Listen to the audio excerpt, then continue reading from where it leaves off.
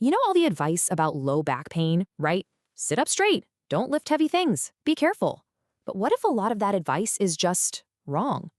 Well, in this explainer, we're going to cut through all those myths and look at what the science actually says about one of the most common health problems on the entire planet. Okay, let's start with a number that's pretty staggering, 70%. That's how many of the years lived with disability from low back pain affect people in their working years. So we're not just talking about a little ache here and there.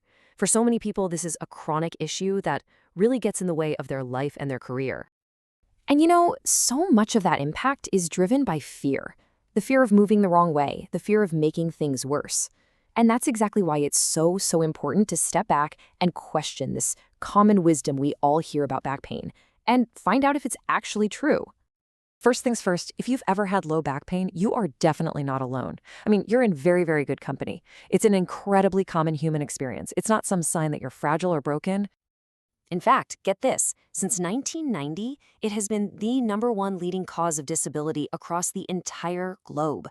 That really tells you something, doesn't it? Back pain is basically part of the human condition, not some kind of personal failing. All right, so let's dive right in and tackle the first two huge myths, the ones we've all been hearing since we were kids, right? These beliefs have totally shaped how we think about our backs, and honestly, it's time to take a much closer look. We have all had this drilled into our heads: sit up straight. This idea that there's one single perfect posture is just so deeply ingrained in our culture. But what does the science have to say about it? Well, the truth is, our spines are incredible. They're strong and they're made to move. There's no such thing as a single perfect posture. In fact, research shows that changing your position, even slouching sometimes, is actually good for you. The real key here is movement, not locking yourself into one rigid position. Okay, here's another classic, the slipped disc. It's such a scary term, isn't it? It makes our spines sound so fragile, like parts can just pop out of place at any moment. But here's the reality. It is practically impossible for a disc to just slip. They're anchored so firmly to your vertebrae. One study found it takes over 700 pounds of force just to compress a healthy disc by 1 single millimeter. So when people talk about a slipped disc, what they really mean is a bulge or a herniation. Your discs are not just going to slide out of place. Okay, so if posture isn't the big bad wolf, and our discs don't slip, then getting an MRI or a scan must be the answer to figuring it all out, right? Well, you might be surprised to hear it's not quite that simple. Get this, scans are only considered necessary in about 1% of low back pain cases. Just 1%. That's because they're really only useful for spotting very rare but serious issues. For the other 99% of us, a scan might not tell you anything useful at all. And here's where it gets really wild.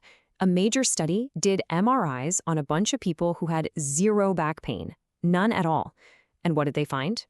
52% of them had a bulging disc or some other thing we usually think causes pain.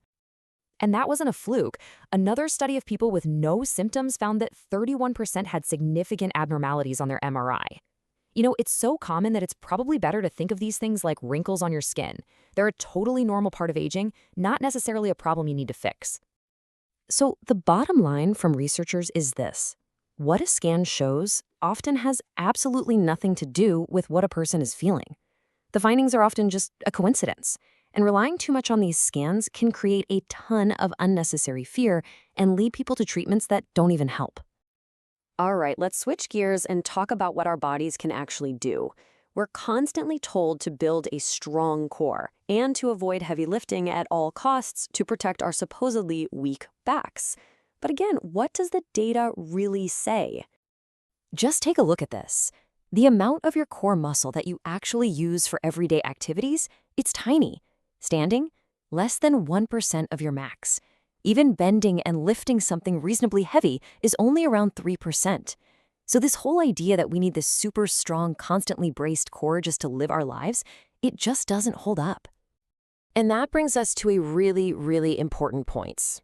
While sure, core exercises can be good for you, they're no better than just general exercise.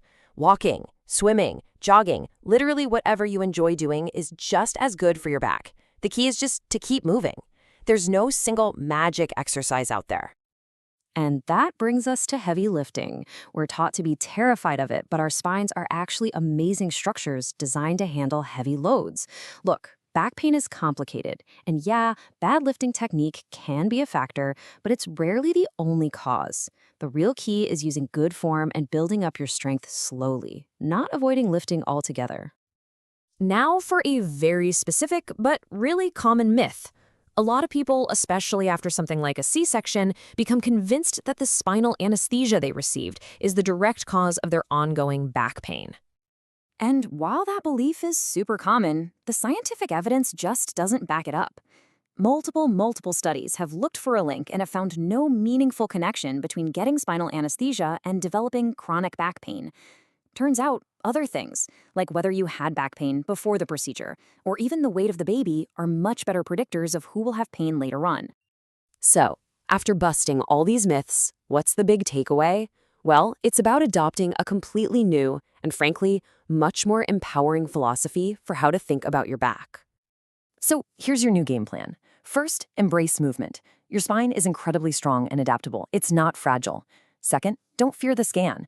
An image does not define your destiny. Third, just stay active with things you actually enjoy. Movement is powerful medicine. And finally, and maybe most importantly, trust your body. It is so much more resilient than you've been led to believe. And I want to leave you with this really powerful quote from the research. Remember, it is the person that needs treatment, not just a spine. Pain is such a complex human experience. It's influenced by our beliefs, our fears, and our lives, not just by what some black and white image shows. It's about the whole person. Thanks so much for joining me.